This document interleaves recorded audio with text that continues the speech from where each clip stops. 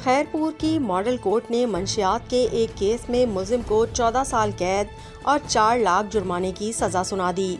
तफसीलात के मुताबिक फौरी मुकदमात निपटाने के लिए खैरपुर में कायम क्रिमिनल मॉडल ट्रायल कोर्ट के स्पेशल जज मोहम्मद इस्लामुल हक आराई की अदालत ने 5 किलो चर्स के मुकदमे में गिरफ्तार रहीम गुल वल्द फ़कीर मोहम्मद पठान के केस की समाअत की। टंडो मस्ती थाने पर दर्ज मुकदमे की दौरान समाअत मुलजिम पर जुर्म साबित हो गया, जिस पर अदालत ने मुलजिम को 14 साल कैद और 4 लाख जुर्माने रुपए की सज़ा सुनाई। मुलजिम को पुलिस की सिक्योरिटी में सेंटर जेल खैरपुर मुंतकिल किया गया। याद रहे कि जुर्माना अदा न करने की सूरत में मुलजिम को मजीद 1 साल कैद काटनी होगी।